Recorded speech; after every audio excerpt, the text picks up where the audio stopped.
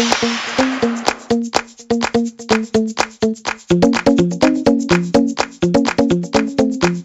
everybody. This is Ruben Mendive. I am the host of La Lista, a Latinx writers podcast. Today, I have a very special guest, a writer.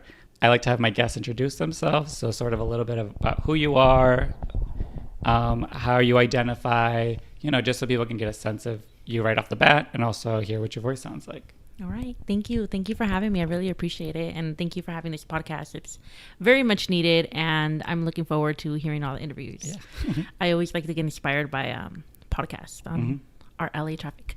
So my name is Wendy Castro. I am a Mexican-American writer / social activist / restorative justice advocate who was born and raised in San Diego County in a small town called San Marcos, and very white, very racist. And then I came up to college here at Casa LA in 2001, finished that, moved away for a couple years, went to New York for a little bit, and then just coincidentally ended back up in LA, and I've made LA my home. So I'm a transplant, but I consider myself an Angelino now. Okay, good. Yeah.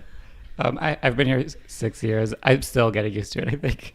I was thinking about it the other day, and it was like 14 years, I think, or 15 years that I've been here. And I was like, wow, that's like pretty much it's almost as, I think it's going to, a couple more years and it'll be here that I've lived longest compared to San Diego, because I moved away when I was like 19. Yeah. All right. So let's talk about, San Diego County. Is it a county? It's San Diego County. Yeah, it's right next to the border. Yeah. The first county you come into from California, from Tijuana. Yeah. So you said you grew up in a small town. Small town. It's called San Marcos. It's the last city where they built a university, a Cal State at here in California.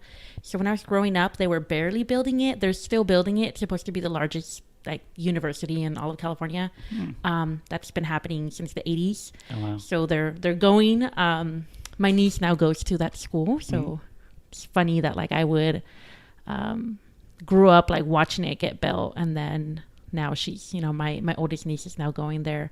And yeah, it was one small high school, one middle school, actually 2 middle schools, one on the right side of the tracks, the white side of the tracks, and then the other one on the other side of the tracks. But everybody went to the same high school, and it was majority white and then Latino. And I think I was just conversing with one of my friends that I've known since junior high, and we were talking about how when we went to high school there was no black folks there. And I said, I know, right? The only person that there was this young man, and we all thought he was black, but he was actually Samoan. And he was the only one there, right? In the 4 years that I was there. I mean, now there's a little bit more diversity, but it's still a really small town. Yeah. And I really want to talk about that, because so what was the high school, because like you said, the high school is very much a place where these two sides met. What was that dynamic like? Yeah, so it was, as I mentioned, it was very racist. We grew up until I think I was in second grade on the other side of the tracks with the single mom, and then eventually she was able to save up enough money and she bought us a house on the other side of the tracks. So I switched elementary schools, my sister switched middle schools and all that, and it was constantly go back to Mexico, don't speak Spanish. Up until my senior year of high school, it was teachers would call us out and say, you can't speak Spanish here, this is an American state, and you don't speak Spanish, and go back to Mexico. Teachers would tell us, you're not going to amount to anything other than a mechanic or, a maid or something. Yeah. So I look back at that and I think I'm like, wow, I didn't realize how racist it was until now that I'm a lot older. I knew it was racist when they would tell me go back to Mexico, and that'd piss me off. Yeah. But I didn't know how racist it was, even from teachers and counselors. Yeah. And do you know what motivated that? That seems really, I grew up in a big city, but that seems very aggressive. Do you know why that was sort of the culture there? I think it's because we're so close to the border. I mean, it's in North County, so it's North County of San Diego would be like the valley, I guess, of LA. And so there's a lot more older money. There's a lot more older white folks that go down there to retire because, you know, it's sunny there 360 days of the year. So I think it was just the culture that there is in San Diego. I mean, till this day, there's still city ordinances that don't allow for if you don't have papers, that don't allow like you to rent an apartment there. Wow. So it's still really racist, and a lot of people think that because it's right next to the border that, you know, they're very accepting. They're not. They're very, very racist in San Diego. Yeah, because San Diego is, you know, conservative on the conservative side. Yes. And it's also like sort of like a military town, you know? Very, there are 2 bases there, 3 bases there. Yeah. So it is very militant. I mean, I think up until recently, maybe the last 10 years is when we started seeing like Dominicans and Puerto Ricans coming to San Diego. Prior to that, it was like you're either black or you're white or you're Mexican, and that was it. But yeah, they have the 3 bases there. I lived pretty close to one of them, Camp Pendleton. And, you know, it was usually like black folks or like white folks that were in it. Yeah. And so how did your family sort of end up in this small town, you know? What were the roots and origins of that? So my mom came over here when she was actually the first one in her family to come over here from Mexico, from Guanajuato. And she came over here by herself when she was like in her 20s because she heard that in los Estados Unidos, el dinero se caía de los árboles, you know? And so she came over here and she started working as a kind of like a live-in nanny / maid for a family that had like they were like 3rd or 4th generation Latino, and she started working for them, and she slowly started helping like the rest of her siblings, even my dad, come over here, and then that's how they kind of ended up in that little area of North County. She didn't know nobody. She only knew the people that she worked for because I think they had origins in the little town where she was from in Guanajuato, and so they went down there to visit family or something, and they asked her if she wanted a job, and so she came back with them, and that's how she, you know, and then I slowly, like, everybody just started coming, and that's where she just built her home and built a community for us for the past 40-50 years. Oh wow. Yeah, it's extraordinary. You know, I hear, you know, these immigrant stories. You know, I'm an immigrant, my family is, and it is, you know, crazy how people will be the first of their family, the first people they actually know in their like immediate surroundings that comes to a whole different country, again with a promise of like your life is going to change, and then it's a lot of work, and also they are able to like from that idea are able to build this whole community, this whole family out of it. Yeah. She just finished paying off her house 2 years ago. So she's now officially a homeowner, you know, and now she just has to pay her taxes. So I remember we made a big deal about it, and she's like, it's not, the house was never for me. It was for my kids. Yeah. And we were like, no, you know, none of your kids as of right now still own a house because of how expensive the market is. I said, but that's an amazing accomplishment. Like, you accomplished the American dream. You know? So it's pretty incredible that she didn't know. I've traveled by myself to different locations and not known anybody, and that's scary. It's scary. So I can't even imagine like moving to a completely different country where you are ridiculed, where you are discriminated against, where you're at essentially the bottom of like the truly you know, of the triangle or the pyramid, and you know, like trying to just make it. It's pretty incredible what immigrant parents do. Yeah, it is because, you know, thinking I'm like, I would never be able to do that. It's extraordinary to come into a country where you don't even know the language and have to adapt to like a whole different culture, and then have to do it to survive. You know, you don't really have another option. Yes. So do you have any siblings or? I do. So my mom and my dad were married for a couple of years, I think up until I was born, and I have 2 older siblings, 2 sisters. And then my mom remarried again, so I have a younger brother, younger sister. My brother is here in LA, so I get to see him quite often, and we get on each other's nerves. And then my dad has been married 4 times, hey, so an additional 3 times. Yeah, same. So it's 13 of us all together. Oh wow! So I have 12 siblings, and we all talk to each other. We all get along. Yeah. we get together the day after Christmas. Like if everybody's in town in San Diego, we get together as a sibling, cousin, like potluck dinner, and we all just like convivir. Yeah, that's cool. My dad's married 4 times too, but he only had kids in the first 2. I can't imagine a new marriage and then new siblings. Like what were your thoughts at the time when you were like, oh, here's my new half sibling? My mom was always really encouraging of us having a relationship with our siblings. She even would tell us, they're not your half siblings, they're your brothers. Es tu hermano, tu hermana. Like, no de medio, no, eso no existe. Yeah. And so she used to babysit for him whenever he had the kids. His, my brother and sister from like whatever marriage he was in. He used to bring him over and she used to babysit for him. The wife, of course, didn't know, or like the ex-wife didn't know. But I think, when we were younger, we used to fight and we used to bicker, but now we all have a pretty good relationship with each other. I love having a big family. Yeah. I don't know anything different, right? Than having a big family. And we fight like a big family. Like everybody está entremetido with everybody else like a big family. Yeah, and it's great that your mom saw the importance that, this is your family. Like, like even if they weren't her kids, like she still knew that the relationship between you as siblings was something that was going to be important. And maybe because she grew up here by herself, Probably, Like I know for her, siblings are very important, and her siblings there's some of them in Chicago. I have family in Chicago. I have family in Mexico still. I have family, where else? In Minnesota, I think it is.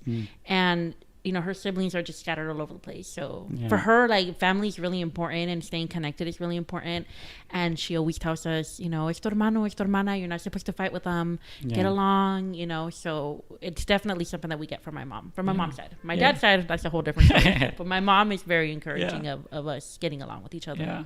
And so, you mentioned like in high school, having these sort of like racist classmates, teachers, like, and like, who were you at that time? Like, like how did you like handle that? How were you identifying, who were your friends? How did people see you, So I was seen as the girl that you wouldn't mess with because she'd kick your ass. I never actually got into a fight at school. Yeah. But that's what people thought that I would, because I would never back down from a fight. My mom would always tell me, you better not throw the first blow. You better be hitting someone back, because if you throw the first blow, you're going to be in trouble. Yeah. But if you're protecting yourself, that's a different thing. So I was definitely an angry child. Now that I look back, it was depression, and it was how I managed my depression as a teenager. And there was a lot of trauma growing up in my house, and in my environment. And so it was a reaction to all of that trauma that was happening since I was a little girl. So I was definitely the angry child. I was definitely the child that would talk back to people. And I've always had this sense of like, things should be fair. And so when I see that something isn't fair, I will speak up about it. Even if it gets me in trouble, even if it's not my place to step into it, I will always step in and be like, that's not right. Let's talk about this. Yeah.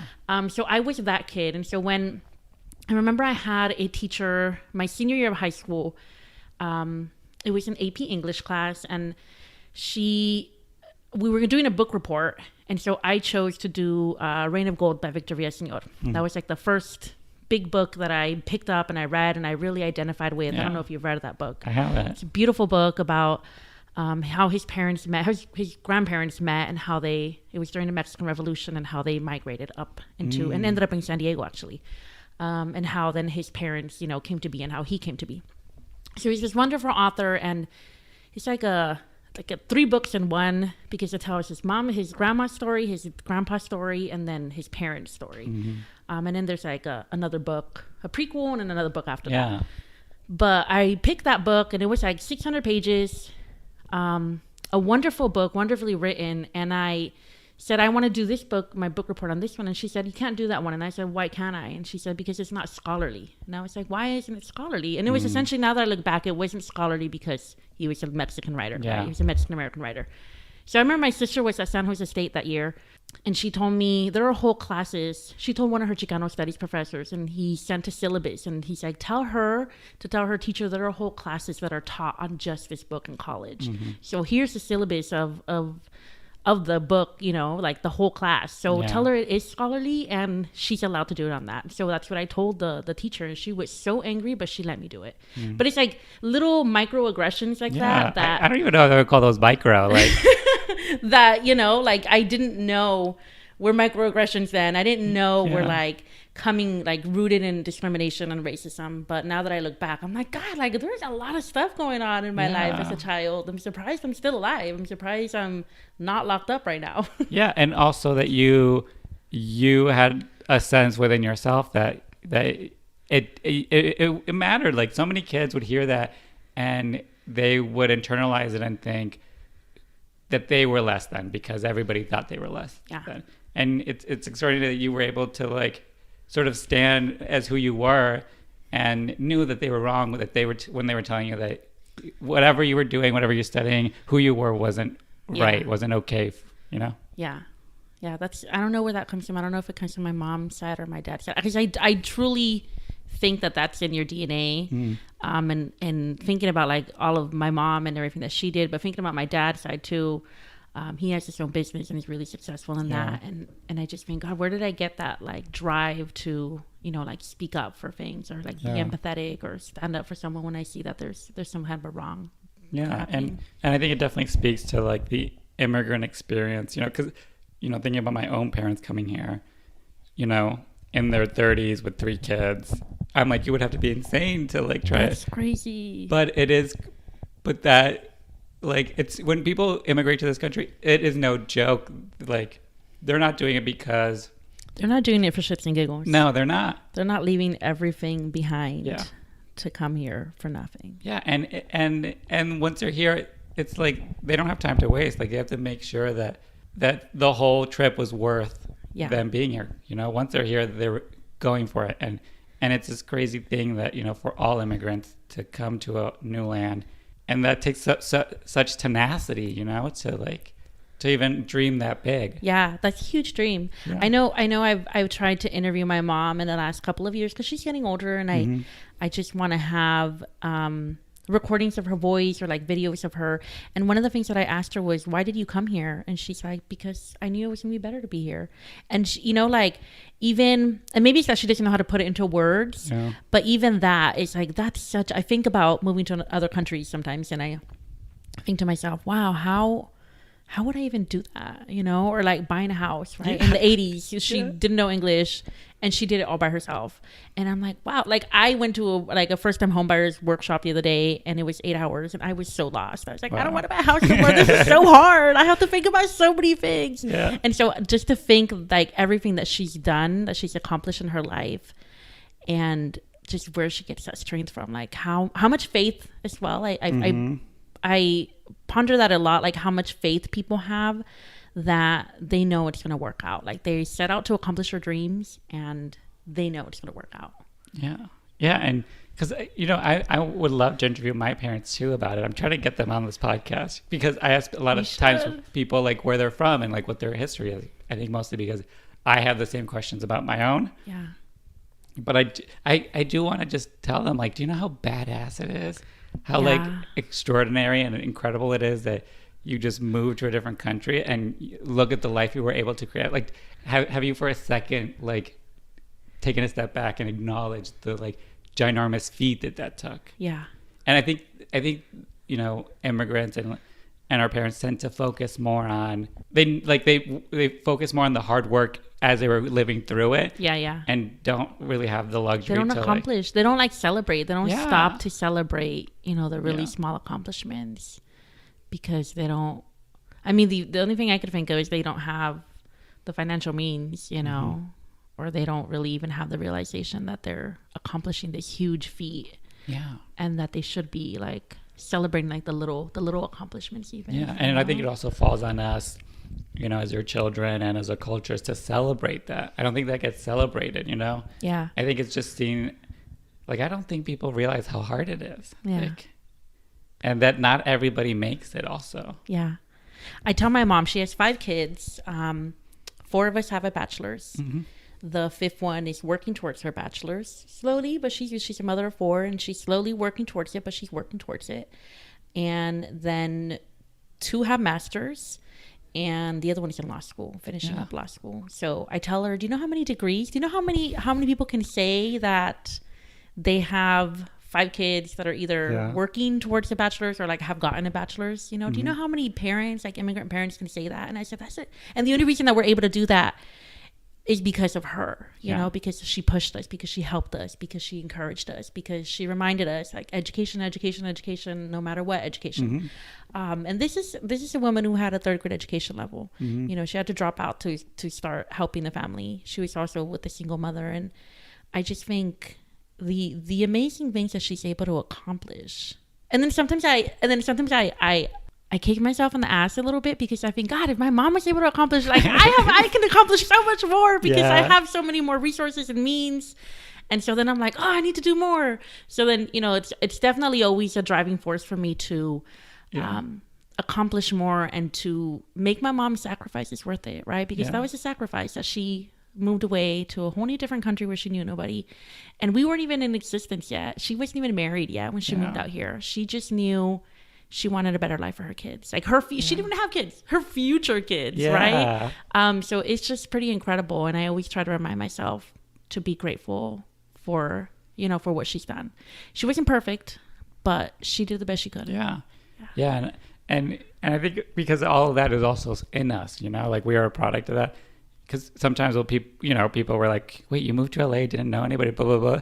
Like, wasn't it hard? Blah, blah, and all this stuff. And I was like, no, not for a second did I think that. And it's like, wait, why did I think that? I'm like, because that was already a part of me. That's so much like in my you. parents. It's in you already. Yeah, it's like, oh, I did, like, well, my parents were able to move to a different country. So within me, I already like knew I had that ability to, you know, and it's, and I call it, you know, craziness, you know, to like think and dream this big, but it's only because our parents had already done it, you know? Yeah, absolutely. Yeah.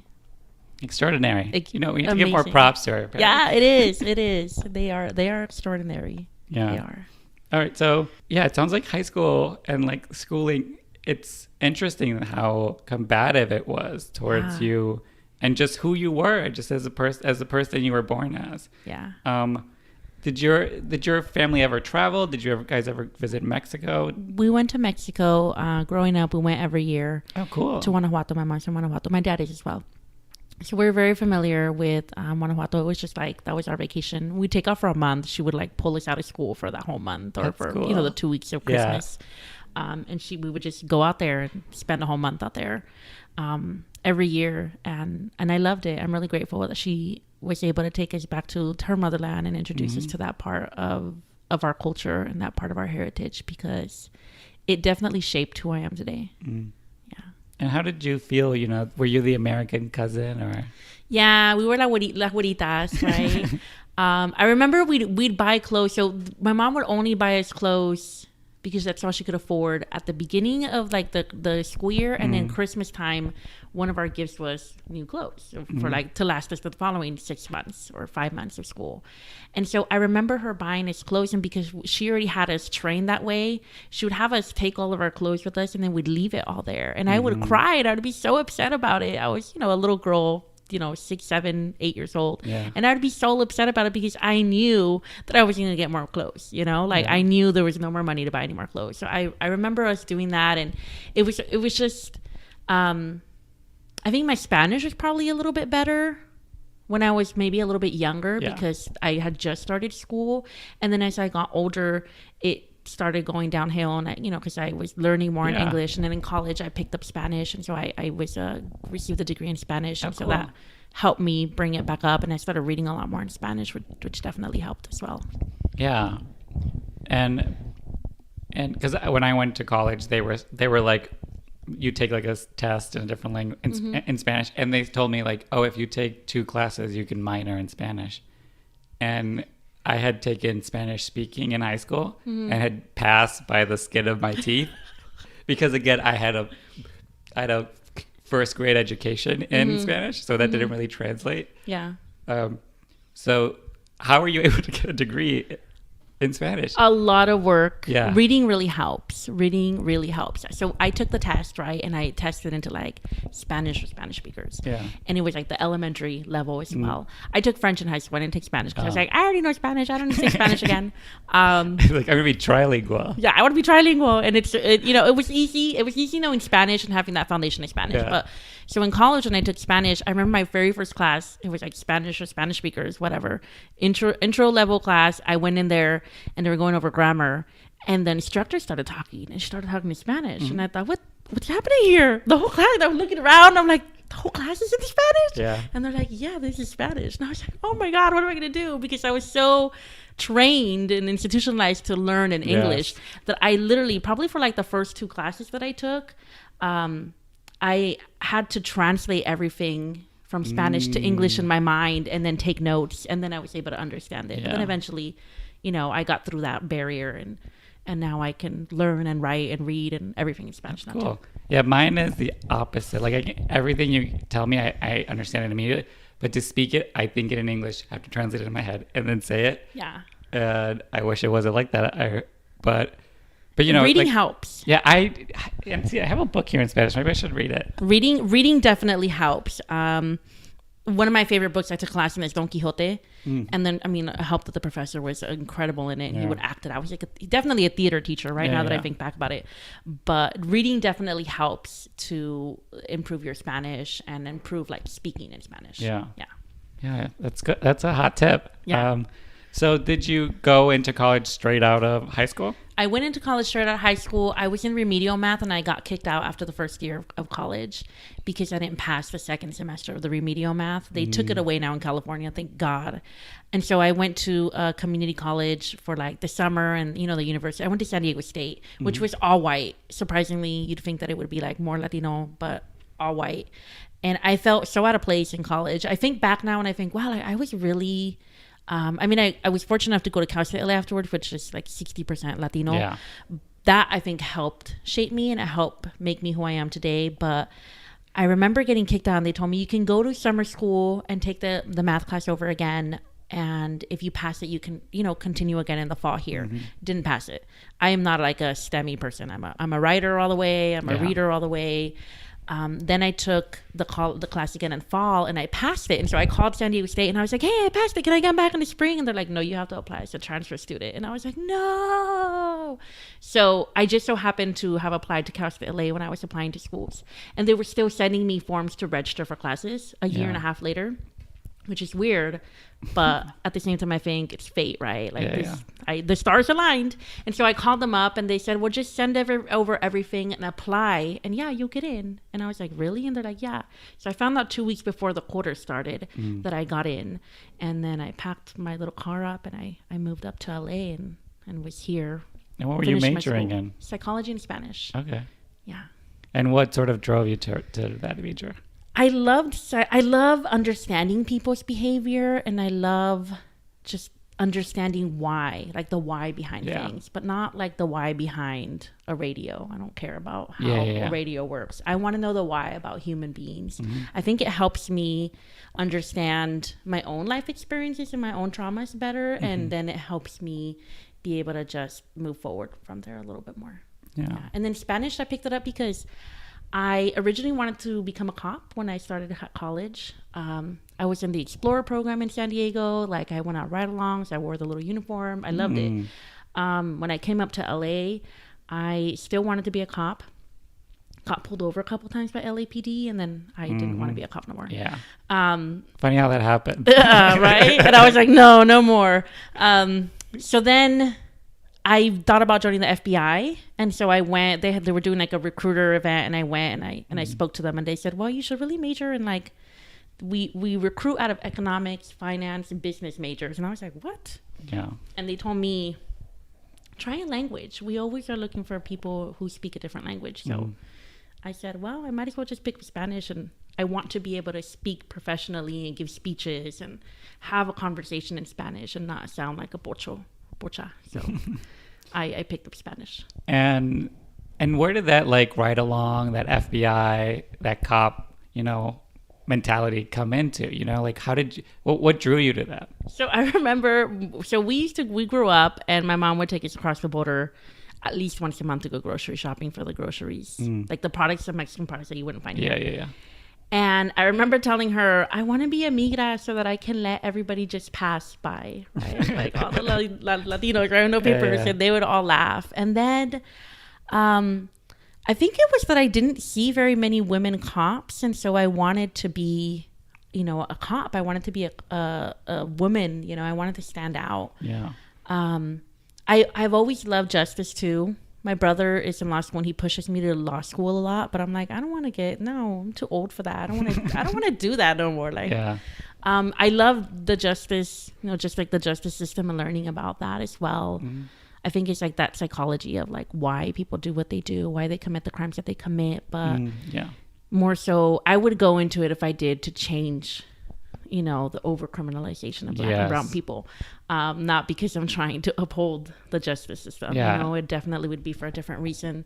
So I don't know where the cop thing. I just remember being a little girl and always wanted to be a cop, and people would ask me, ¿Qué quieres hacer? And they thought it was funny. They thought it was like a joke. I'd be like, ¿Quieres ser policía? And they'd be like, ha ha ha ha, yeah, right, a girl being a cop. And I was like, why not? Yeah. So, I mean, I'm sure that also helped fuel you toward that. It's like, oh, I'll show you. Like, yeah. I'm definitely that type of person. Yeah, because again, someone was like, you like, who do you think you are? It's like, I'll show you who I am. Yeah. Like, I'm definitely that type. I get fueled when people tell me no. When they tell me, you're not going to do this or you're going to end up like this, I'm like, watch me. Yeah. Watch me. And so how was, you know, coming to LA? What was that like? How is it different from how you grew up? It was a culture shock. Yeah. Complete culture shock. Like even just, I mean, Casa LA is in East LA, right? Mm-hmm. Yeah. And just like seeing all the raza, I loved it.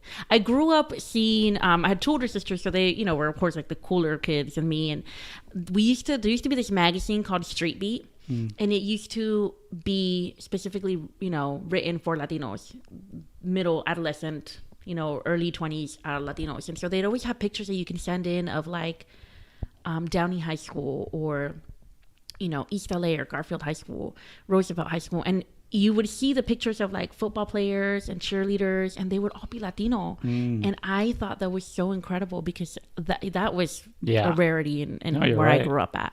And even so, like on TV, you don't ever see like the Latino cheerleaders, you know, the LatinX football players that are like, that's not the picture of like, oh, like there's a football game going on. What do those kids look like? You know?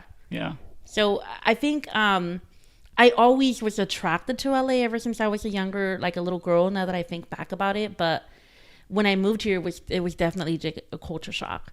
I love it now. I think like when I first moved here, it was a little scary because it was also like the first time that I was that far away from family. I didn't have anybody here, and it's only a 2-hour drive, but it was still, you know, distance enough. The drive feels further away. It's because you're right. The traffic there is a lot further. But you're right. It's a whole different speed than San Diego. Yeah, it's a lot faster. I grew up in a small town, so from downtown San Diego, it's probably like a 45-minute drive. So like I said, it would be like the equivalent of like growing up in the valley and you know, to downtown San Diego. And so, it was so much faster. There was so much more happening. Like I mentioned, there wasn't a lot of Black people, you know, than when I was growing up. So I knew what I knew about them from television, and that was about it. And so when I moved here, I was like, oh my Lord, there's, you know, they exist here too. So and then even, you know, taking it a step further, like just every other ethnicity that there is in LA, which you don't see a lot of, at least not in that small town where I grew up at. It was a culture shock. It was a bit scary, but I loved it. I really loved it. Even now when I go back, it is peaceful where my mom, like where she lives at. Very peaceful, very quiet. You can hear the birds outside. You don't hear cars passing by or ambulances or stuff like that. But I get so bored. I'm a city girl. I mentioned I moved to New York for about 3 years. So I'm a city girl. I like big cities. I'm the same. The quiet is too freaky for me. Yeah. It's just like I can hear everything. And is like where your mom lives, is it still a lot like how it was when you were growing up? Has it changed at all? It's changed since the university has gotten a little bit bigger. So like to give you an understanding, like when I was growing up, there were no grocery stores in that city. There was no big chain. Like había marquetas, and we would go to the marqueta if we were going to get like to a carniceria or something, right? But if we wanted to go to a supermarket, we had to go to the neighboring city. So it was like one main road.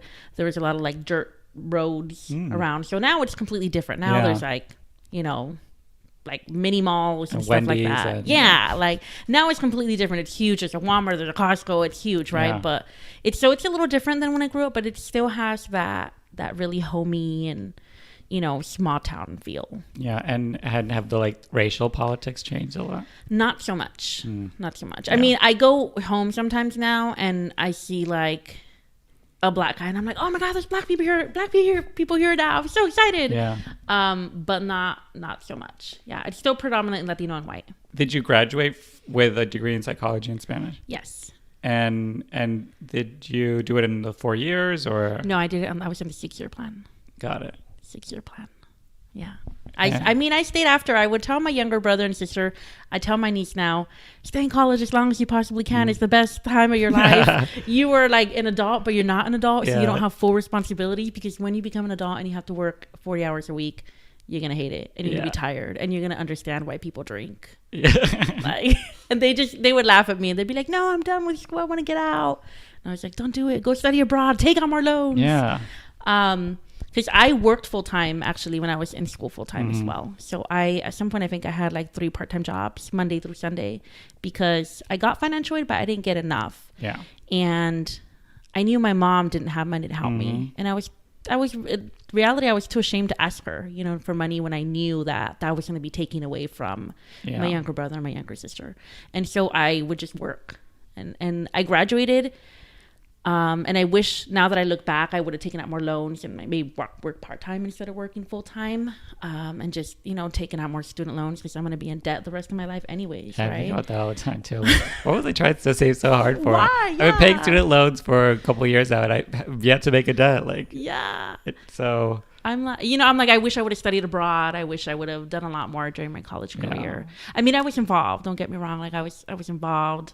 I'm very involved in my sorority still, and I started a chapter at my campus, and I did a lot in college, but I think I could have done a lot more, and I could have focused a little bit more on academics, because my focus was not academics. It was working to be able to have food to eat, and then in my family and all their drama, and then it was academics.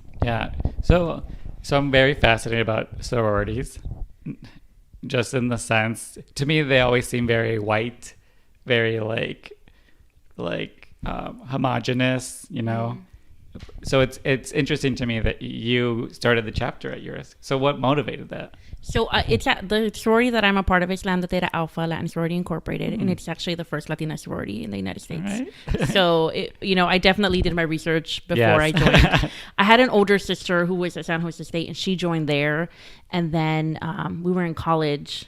I think we overlapped for like 2 years. And so she introduced me to all of her sorority sisters here in the LA area, because they had a chapter at that point in Long Beach. And that was there was very few chapters on the West Coast, because we got started on the East Coast. And so they befriended me, and I legitimately became friends with them. And I was like, wow, they're really amazing. It's like a second family, right? And that's what made me want to join and start a chapter on my campus, is that it was family. It was a second family. And there was a group of Latinas who were empowering you, who were pushing you, who were supporting you, and who, I think more importantly, who knew the struggle that I was going through. Like they understood having to work because financial aid didn't cover everything. They understood having parents who didn't understand college life.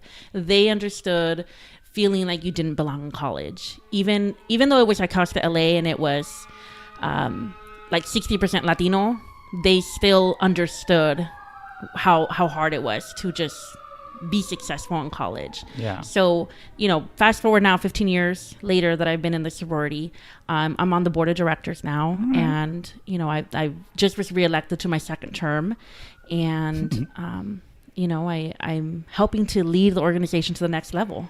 Yeah. And, you're right, because, when I was thinking of sorority, I was thinking of the sororities in my college.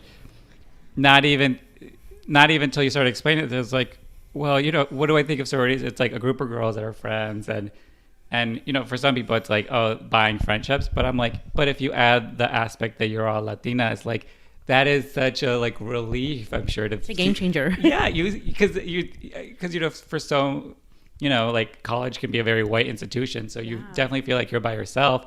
And then to have this like group of people that know the same struggle. And, you know, I think it'd be different if maybe you had joined like a sorority that was predominantly white, but you knew what you were doing. I couldn't. Yeah. I definitely, they were definitely at Casa LA. And the funny thing about like fraternity and sorority life at Casa LA is that they had like the mainstream organizations, which were usually white, but at Casa LA, they were all brown people. But if you go to Long Beach, there were all white people there. So I was always like, that's not really my thing. I mean, even when I first was introduced to the sorority, some of my sisters would ask me, I mean, they weren't my sisters then, but they'd ask me, do you want to start a chapter at your campus? And I'm like, nah, sorority life is not my thing. All they do is party. But, you know, it's a misconception. You know, it's definitely a misconception. At least I can't speak about other organizations, but Lambda Alpha. Yeah. And I want to say the majority of Latina sororities, and as well as like Black sororities, you know, and fraternities, like it's really about the empowerment of the individual and having them graduate and just being a support system. And like you said, an institution that wasn't built for us. It wasn't created for us, those institutions. Yeah. And so it makes perfect sense that we feel like we don't belong in them, right? Because we don't belong in them. No, they weren't made for us. Yeah, that's extraordinary. I'm like jealous now. I feel like, I don't know, should I have joined a fraternity? Maybe there was one at my school, but it was also, my school had a lot of kids from the suburbs too. And I was from the city, so that also, there was a little culture divide there. Yeah. So I didn't really click. But again, you know, it's like it's for some people. It's not for others. I think I was just like traumatized by like the whiteness and like masculinity of it. Absolutely. That would eat me alive. So I was like, no thanks. I mean, I think that's I think for men, especially even in Black fraternities and Latino fraternities, that's still an issue. Like machismo is still an issue, and the toxic like male masculinity and is still an issue within the organizations. I can tell you they're working on it. Yeah. I think they could do better.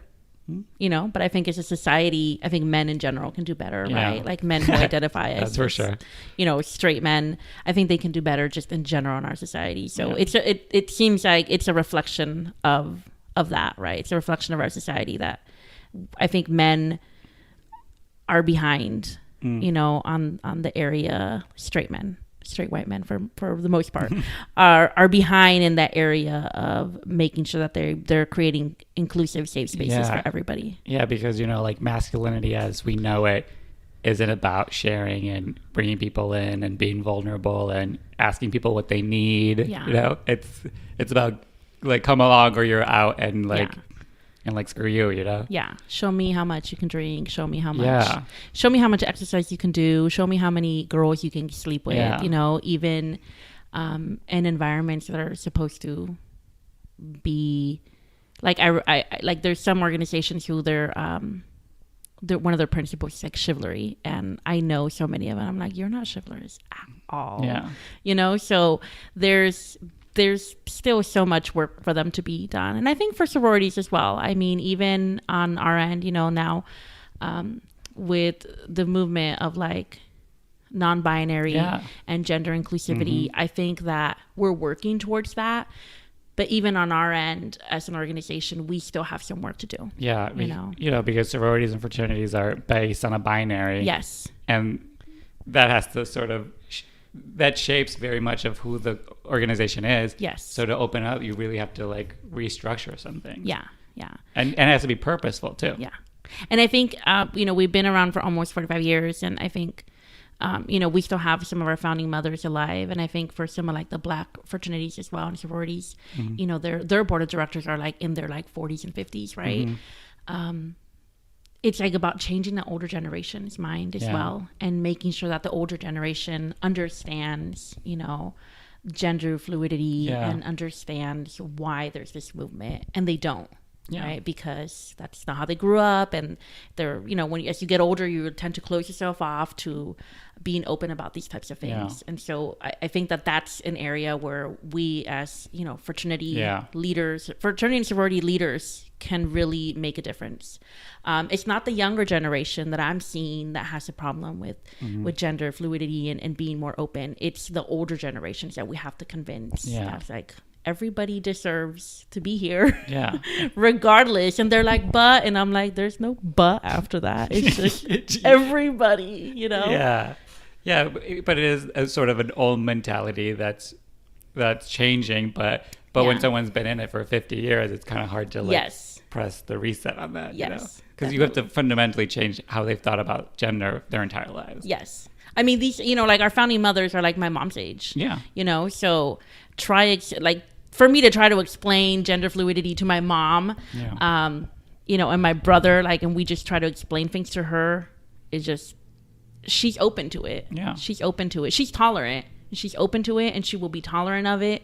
But it's not until she will actually meet somebody, that, and then it's like, oh, they're human. Then at that point, it's like, I think that switch goes from tolerance to acceptance.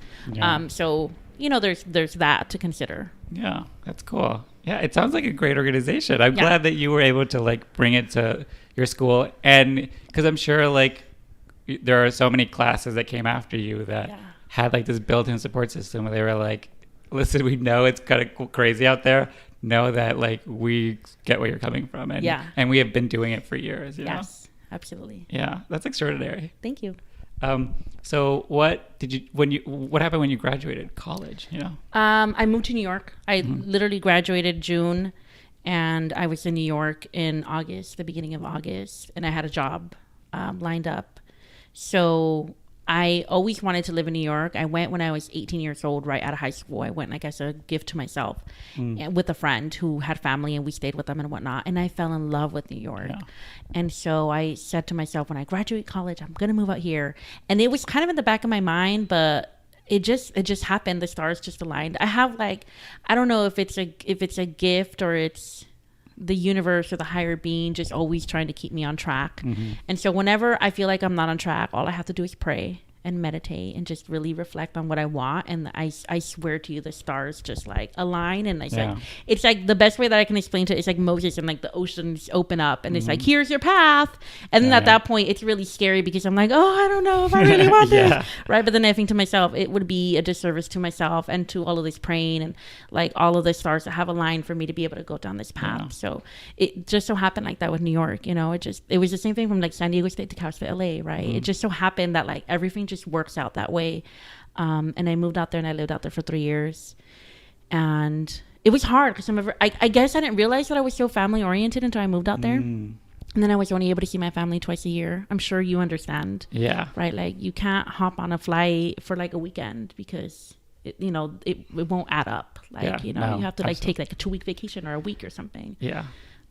So I really missed my family. And at the time, my oldest sister was incarcerated for a few years when I was out there. And so she was getting out. And so I understood. I had already previously started working with incarcerated individuals who were formerly incarcerated. And so I understood that the recidivism rate was the highest within the first 6 months. So I said, I have to move back and help her. I have to be there for her so that she doesn't end up in the same patterns and she doesn't end up, going down that same path again. And she hasn't. It's been, 9 years now? She's doing great. And that's incredible because, you were doing the work, but what does the work amount for if you can't even do it in your own family? So it's, and is that what you were doing the whole time in New York? No, I was actually working with the Department of Education out there, working at a school in the South Bronx. So it's, the South Bronx is very much a South Central or Bronx area. And it is definitely an area that's in need where it's, black or brown, kids that are there and they're underserved and there's definitely a need for more services there. It's changed a lot since I left the South Bronx, but I was not teaching. I was a parent coordinator. So I was the liaison between the parents and the staff and principal and when I was there. And then, so you're back in LA. Yeah. So I actually came back to San Diego and I tried to stay there. And what happened? I couldn't find a job. Oh. So I couldn't find a job. So I finally applied for a job up here and I got it. Like, that's it. And I was like, guess I'm moving to LA again. Because I didn't want to move. I wanted to stay in San Diego. I wanted to be there for my sister. I wanted to be there for my family. And really my whole family came together to support my sister. And I just wanted to be there to help her and support her. And she had three daughters at the time. Now she's 4. And, be there for my nieces and watch them grow up. And they were in elementary school, doing the little dances and the graduations that they do every year. And I just wanted to be a part of that. Yeah. But I wasn't meant to stay in San Diego. And how long is it? You said like 14, 16? It's been 8 years now since I moved back to LA. And then prior to that, I was in LA for 6 years. Yeah. So when does the writing come in? So I started writing through Casa 0101. I was introduced. I don't even know how I found out about this show, but I found out about Chicana Cholas and Chisme. And I went to one of their first show, their first production that they did. Mm-hmm. And then I went to the following year when they had their classes again. And I started writing with them after that. And I've been part of that group ever since. But I was writing before that. You might be too young. So there was before like Facebook and Instagram, right? It was MySpace. And before that, it was Collegiate Circuit. Oh, yeah, you're right. You're like, I was like, I'm not that old. I'm not that young. No. Collegiate Circuit was like Southwest region online social media. They were actually like the ones who started social media. Yeah, that feels like Facebook. Yeah, it was specifically geared towards Latino and Black Greeks. And so I was in there, even though I hadn't joined a sorority yet. I was in there, and they used to have like a little section where you could blog, and so I would write about my life in college and like what experiences I had. I had changed everybody's names. I'd give them like little nicknames. So if people knew who I was and they know who I was talking about. Otherwise, they didn't know who I was talking about. So you could like follow people and read their stuff. It was pretty open, right? Cool. And I remember I would meet people because I would go to parties for like sorority and fraternity stuff. And I'd meet people and they'd be like, oh, you're so-and-so, right? And I was like, yeah. And they're like, oh, I read your blog. It's so great. I have so much fun. And I'm like, okay. Yeah. I thought it was really weird. So that's actually where the writing started. And people would tell me all the time, you should write a book. You're a really good writer. And I'd be like, yeah, okay, sure. I'm just having fun writing. Yeah. So that's really where like the writing started for me. But when I happened to move back to LA and I found Casa 0101, then at that point I started being a part of Chicana Cholas y Chisme. Yeah. And sort of for the people at home, can you explain sort of what you guys are about? Yeah. So we're a group of that was founded by Josefina Lopez, and as well as some of the other women who are like our veteranas. Mm-hmm. And it was stories and a short play festival that was inspired, written, directed, produced by Latina women. Mm-hmm. And we have workshops starting as early as December, and then we have we have to submit our 10-minute plays by December, and then we do all the casting, we do all of the marketing, we do everything for the show, and it comes out every March for about a month. And it's on year 7. We just wrapped up year 7 this year. So it's been a huge part of my life, and it's been and Casa has too. I go back and I volunteer regularly, do box office for them. Whenever they need me, they know they can just call me, and I'm there, especially since I live there in Boyle Heights as well. Yeah. But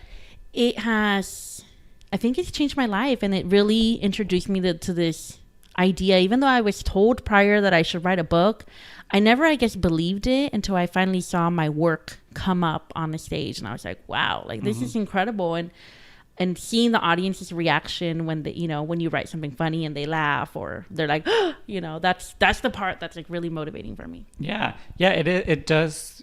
There's nothing like some people actors performing your work, and then you hear an audience responding to it. So what sort of stuff do you write for them? So it depends. So this past 2 years, we've actually had themes that we have to stick to. Yeah. So this past year, the first year that we had a theme was stand up, speak out. And I wrote about, it was the last 2 pieces that I've written have been autobiographical. And I wrote about this idea and this notion that I'm constantly told that I'm aggressive and I'm a bitch, and I, because I don't take no for an answer and I don't stay quiet ever. And so this idea of like trying to be more vulnerable and really coming from a place of vulnerability and love. And it's not that I don't do that already, but tapping into that a little bit more to follow the path that I'm supposed to follow. Yeah. So last year I actually did, I introduced a superhero. Her name was Pinche Chingona. And she was the superhero that helps kind of, when you look in the mirror, the line was, when you look in the mirror and like after you've dressed up, you're going to go out, right? And you're like, fuck yeah, I look really good. Yeah. That's Pinche Chingona, you know? So it's like this character that lives inside of you, that we all have. And she's just like the chingona part of you. And then I also introduced, your inner chola, right? And that's your inner chola. I think everybody has that, where it's like, oh fuck, I'm gonna throw down right now because you're pissing me off. Let me take my earrings off and put my hair back. So I introduced those two, and then this year I brought them back, and I also introduced a couple of other superheroes into the mix of like helping this young lady try to get through a conflict that she had.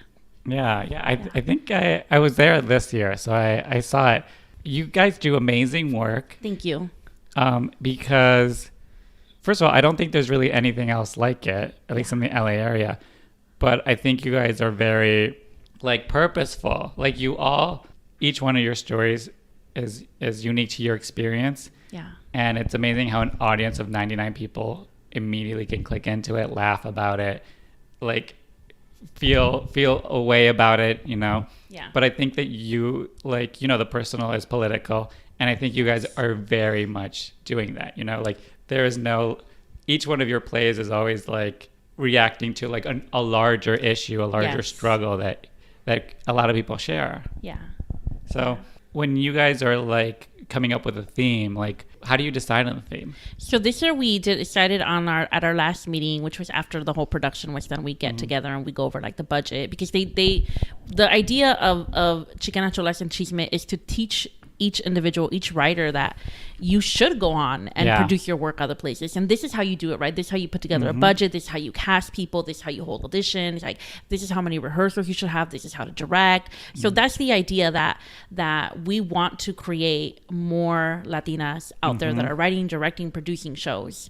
We're always encouraged, like, take your work elsewhere, have it produced elsewhere. You can have it produced here and there at the same time if you want to. So at our last meeting this year, we talked about what we wanted our theme to be, and a couple of ideas were thrown out.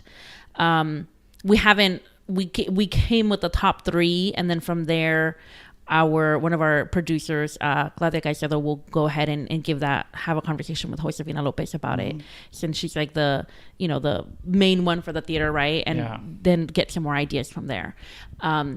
What we wanted to focus on this year was, I think the one that resonated most with people, was telling the stories of women like that are not told, right? Because oftentimes women are left behind, even if they're a huge part of a movement or they're a huge part of a particular change that happened in our world, in our communities, in our society. And it's like, it's always the men at the forefront, and the men are the ones who are celebrated. So we talked about figuring out how we could celebrate the stories of the untold stories of women that haven't been acknowledged for making a huge difference in particular movements, or even if it's like just here in the city, you know. So we talked about that. So we're waiting to kind of hear back from Josefina. And I think that's important, because you're right. There's so many movements, so many like protests and all this stuff, where you're like, these are the things we're requiring, you know, and it's very much led by the men in the group. And then we miss the basic stuff that if you just talk to all the women, you would notice every movement would have these things. And the funny thing is that it's always the men. It's like you always hear the men's story first, right? You never hear what the women did. You always hear it as like, oh, they were there too. And that's about it. So we want to bring the stories of women that were there, and we want to share their stories so that people can know, look, that, you know, women have made incredible contributions, not only to, and we're not focusing on like Latinx or Chicano culture. We're focusing on like across the world. So it could be any woman who you feel has had a huge movement, or inspiration in a movement. And it could, you know, like bringing her story to life. And then it teaches us, I think one of the things that we were all excited about is that it teaches us, normally a lot of our work is autobiographical, right? And even then, that in itself, it's very vulnerable to write. Like you put yourself in a very vulnerable place to write autobiographical stuff, but then it also is going to teach us how to write and research somebody else's story, right? And tell their story. And I think that as a writer is huge because I think it's wonderful that you make up things and you create and develop these things just out of nowhere, right? Yeah. But there's something to be said to be able to actually do the research and try to find something that's not about you. Yeah. And then you're able to connect with it, right? And then you can put your spin on it. But it's not about you. It's about something a lot bigger than you. Yeah. And if you tap into the truth of that person's story, then it's also your truth. Exactly. And that's what I like about, because, I'm part of Brown and Out. But what I admire about what you guys do is like it feels very purposeful. It feels like you guys are inclusive. It feels like you guys are going with a mission. Like you said, like making sure like that you just are developing more writers, Yeah. And I'm sort of jealous. Like every time when I saw your show this year, I'm like, oh, they know exactly what they're doing. Like they're. It's hard. It's hard. Yeah. And I think that even like for me, I've been a part of the group now for 6 years because I joined the second year. Mm-hmm. And it's even though I'm not the producer of the show, like I have a role within it. And then for the new writers that come in and it's their first year, it's like helping them navigate it and giving them feedback and making sure that if they have a piece and they've written it, is this your first piece that you're going to have produced and Brown and Out? So you know the feeling of like, oh, this is my baby. I'm not happy about this, and it's like really just letting go, right? Yes. And like just trusting that the other person wants it to be successful just the way that you want it to be successful. Yeah. And so I help with that type of guidance, right? And then even once the show gets up and running and like you're going into tech this weekend, that in itself is like a whole other beast, right? That you're not told about, or auditions. That's a whole other beast that you're not prepared for it. There's no way you can prepare for it until you're actually in this situation.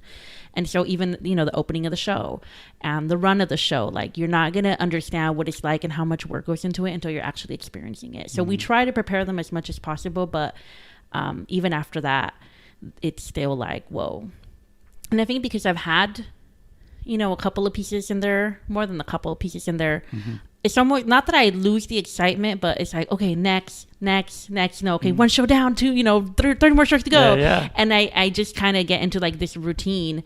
And so it's really motivational and inspiring to see the new writers. That's their first time that they're going to have a show up. Yeah. And they're so excited because I remember being that excited, right? Yeah. And you're never going to get that back. Maybe, you'll get it like if you go to Broadway or something, like maybe in different areas, but you never get that very first experience of like watching your words come to life on stage. It's an incredible feeling. Yeah.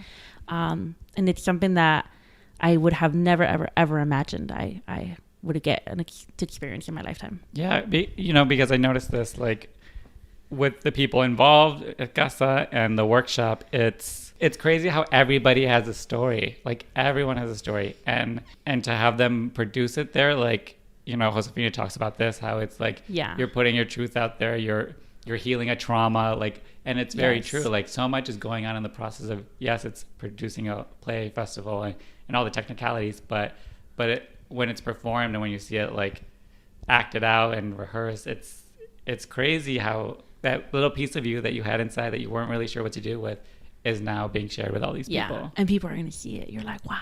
Yeah. That's incredible. And it's transformative. It is. It's so transformative. And then immediately they're like, okay, I want to write the next one. Yeah. So you make writers too. Like that's the other thing. People come in not really thinking they're writers, and then they leave and they're like, well, like I'm going to write my next one and this and that. And are you writing, like, do you write elsewhere? Do you do any other kind of writing? I've written out, so I'm applying. So I'm in the process of like applying for fellowships because I really want to improve my writing. And I think that a structured format is what would help me. And there's a couple of other pieces that I'm writing. So I plan on developing Super Doñas a lot more and making like their individual stories. I've been told you should make it into a webinar. And I'm like, well, I don't know how to record like on a video. I don't know how to edit. I don't know how to do all that. Right. Yeah. So I have to find like a team to be able to help me to do that. But first comes the actual development of the characters and like breaking the characters down and being able to share their stories. So working on that. I'm very, very inspired and I love the Suit riots, and I love the Pachuco era. There's just something about that particular time frame. Not necessarily the 40s. There was, I don't want to romanticize that era either, right? But just the resiliency of Pachucos during that time, and of like brown folks and black folks during that time, that they were able to experience all that and then like overcome it. And so I'm working on, I don't know if I'll make it a musical yet, because I don't know how to play instruments, but I'm open to working with someone else, right? But I'm researching and working on telling the Pachuca side of the story from the Suit riots, because again, right, we forget, Luis Valdez already told the story of the Pachuco and what happened with him, right? But everybody forgot about the young ladies that were involved in that, and everybody didn't realize that they were institutionalized until they aged out like 24, because they didn't get to go to trial. They didn't have a trial. They just were put in like this, youth camp, and they're like, you are a bad kid, so you get to be in the youth camp until you age out. And nobody realizes that, like, nobody's told that story. Nobody, like, it's been told in academia, it's been told in like dissertations, that kind of stuff, but like on stage. And I think that that's an important story to tell, the women's side of the story, because they never snitched. Like their silence was their resistance, right? And because they were silent, that's where they were institutionalized, and that's where they were locked up. And nobody's ever like thought about, let me share their side of the story, and let me share how their life was changed for the rest of their lives because of this incident as well. Like the guys got to get out after a couple years, right? The community came together and fundraised money for them, but like nobody did anything for the girls. Wow. Yeah. So I'm working on that. Yeah. I did a one-act play with CCC as well that was performed, and it was loosely based on I guess you could think about it like when I remember when Josefina saw it, she said, you should really finish this play. She said it was like a Orange is the New Black. She said, this is like an Orange is the New Black for Latinas. And I was like, yeah, I guess it is, So it was based on my sister's experience when she was incarcerated. And I interviewed her and, had a lot of conversations with her and learned a lot about the institution. I, for some reason, am very attracted is the wrong word. I'm very intrigued by individuals who commit crimes, and very intrigued by like organized criminal organizations. I'm very intrigued by it. And I think that they're brilliant, clearly. Even, criminals are pretty brilliant to be committing these offenses and not get caught for such a long time.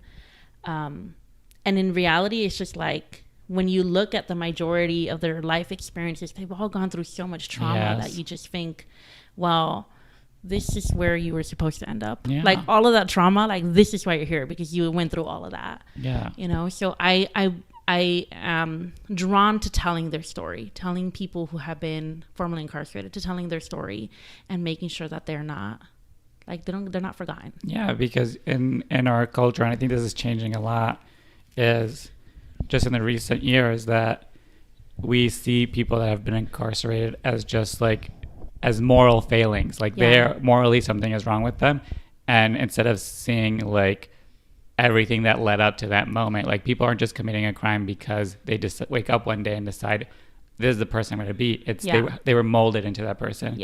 And of course there is like personal accountability, but you can't, it's larger than that. It is societal, it is policies, it is how the laws that we pass, what we think is just and unjust. Like that is all relative to the dominant, culture at large that decides who to criminalize. And I don't think people see it like that. They see it as black or white, and reality is just like, this is a product of what we've done to people. And then at the end, they are incarcerated, they get out, and then it's not like there's no solution. Also, like we blame them for all this, but then we don't hire them because they have prior offenses, and then they can't get a job, and then they need to feed their kids, and they have to pay rent, and it's like, well, what are we doing for them too? Exactly, because it's like you're a bad person, you're being punished, but then that person gets out eventually, and then we've done nothing to support them. So we're just, again, like you said, like 6 months later, they're right back in there. So I think that's important. I think with so much of our identity and who we are as people and where we come from, a lot of it is seeing the humanity in each other. Yes, absolutely. And I think sometimes that's lacking, and that's why I think representation in the media and theater is important, because when you're watching TV and culture, you see the cholos or the incarcerated guy, or when this culture is screaming you in your face for 4 hours a day, like, why would you think anything else? Yeah, that's all you are. Yeah, and then in theater too, it's like when you have that moment where the audience is right in the shoes of your character, then that's transformative, because now it is. They know who that person is and why. It absolutely is. Yeah. I think writing and just, I really wish I would have gotten into theater a lot sooner, like when I was in high school. I think that it would have changed the trajectory of my life.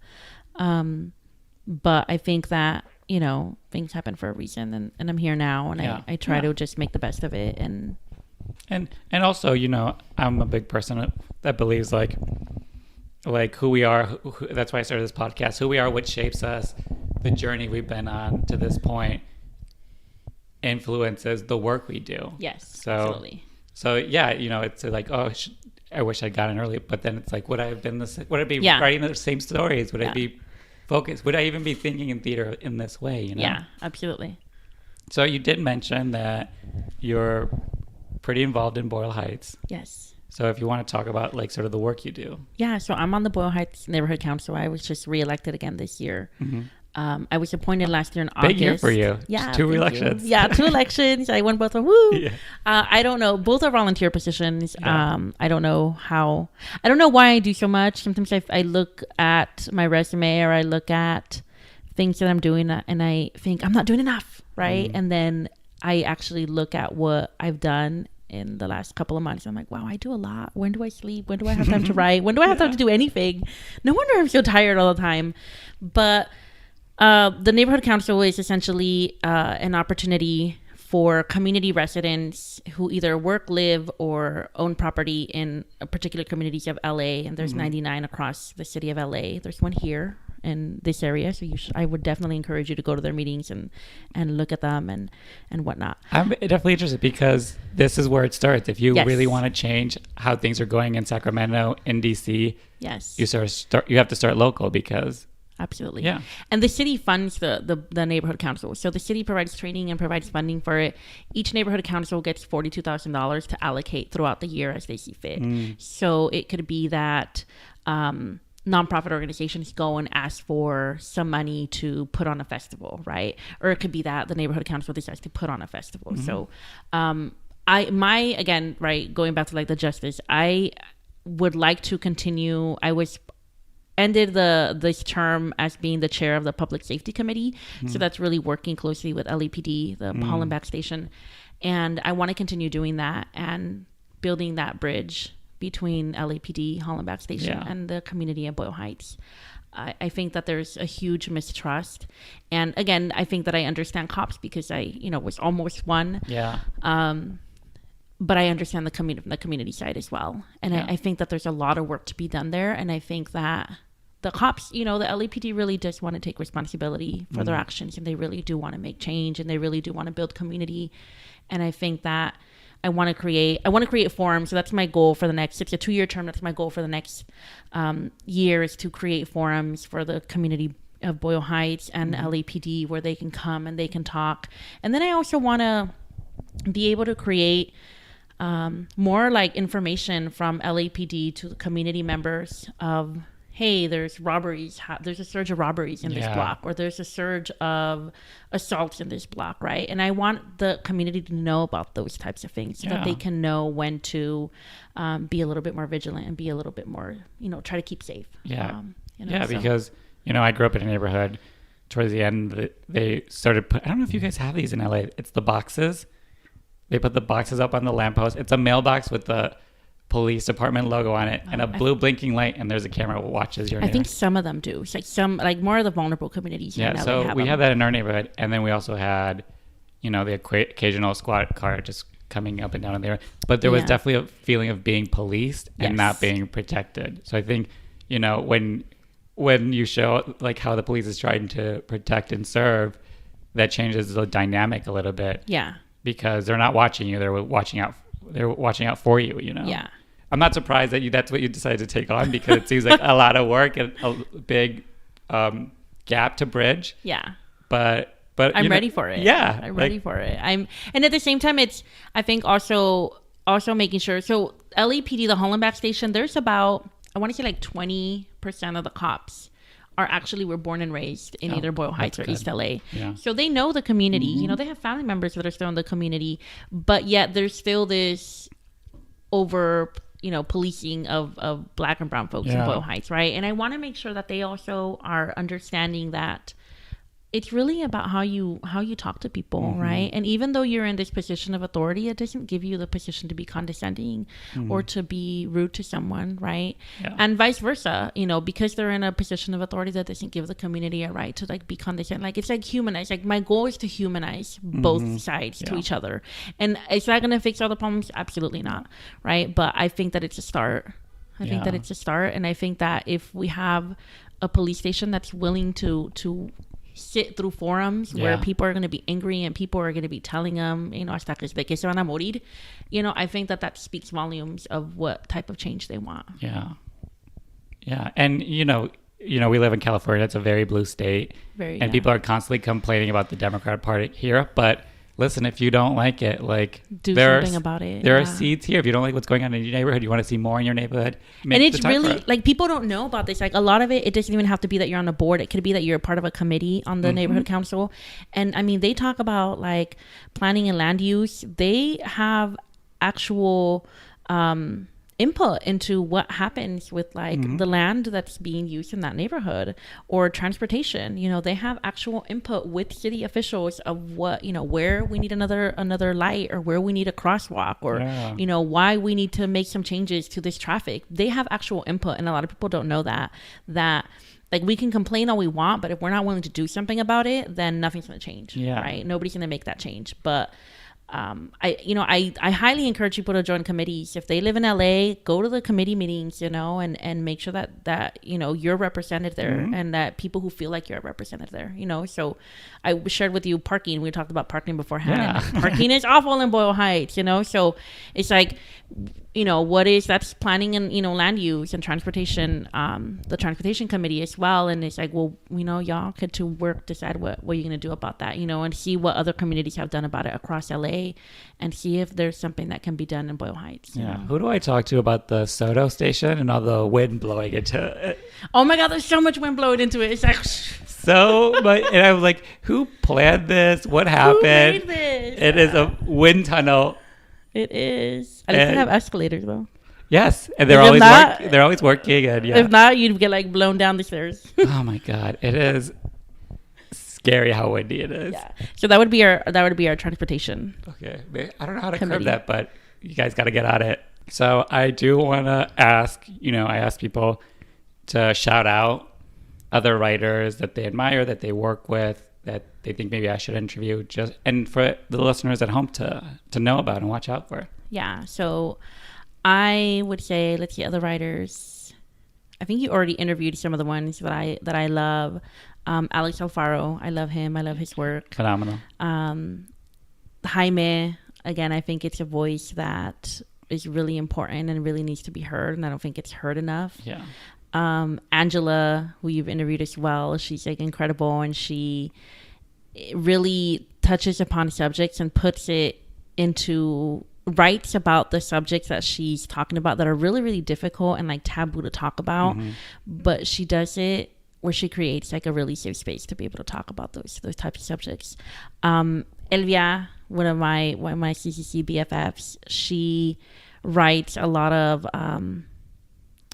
work that's like surreal and magical, and I love it. Rosa, I don't know if you've interviewed Rosa Navarrete. She also is an exceptional writer, director, videographer, editor. She does everything.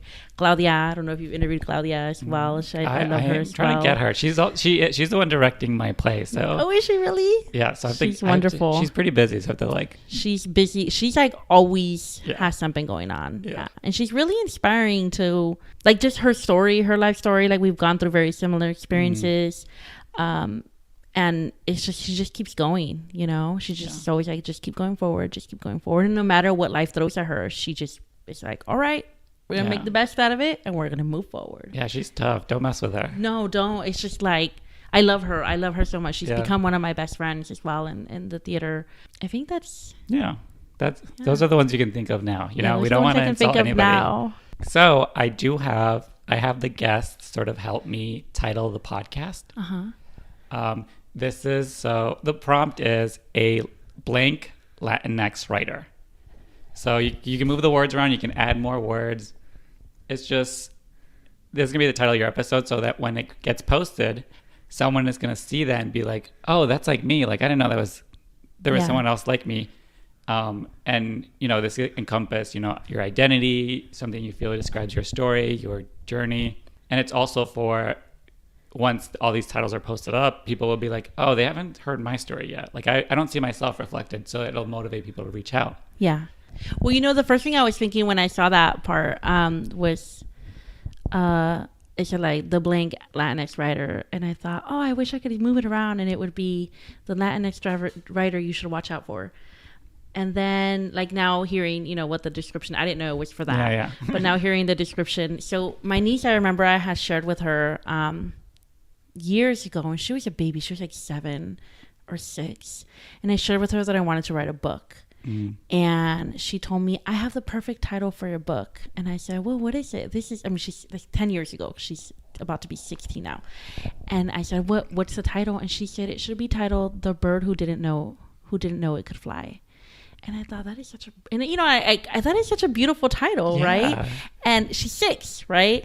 And as I do want to write a book down the road, like an autobiographical book.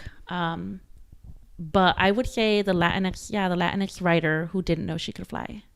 I love that. Yeah. That's powerful. Inspired by Adriana, by my AJ. Yeah. Yeah. All right. So tell people where they can find you, your social media, websites, anything you got. Yeah, so I don't have a website yet, working on that, but you can find me at Wendy Corazon on Instagram and on Facebook as well. It's Wendy Corazon. And that just comes from my sorority, actually. One of my line sisters one time told me that I am the heart of the chapter. And so it's been Corazon ever since. Yeah. Yeah.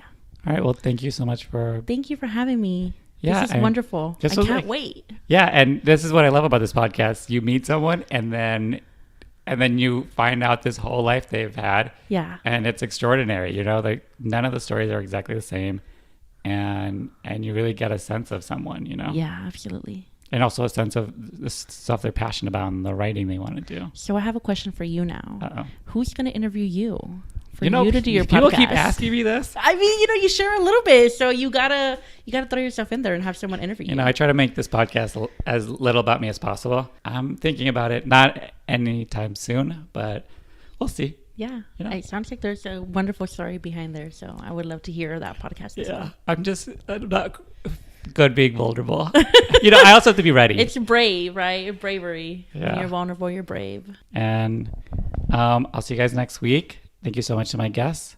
And check her out. If you live in Boyle Heights and you don't like how something's going on in the neighborhood, let me know. Yeah. All right. Bye. Bye.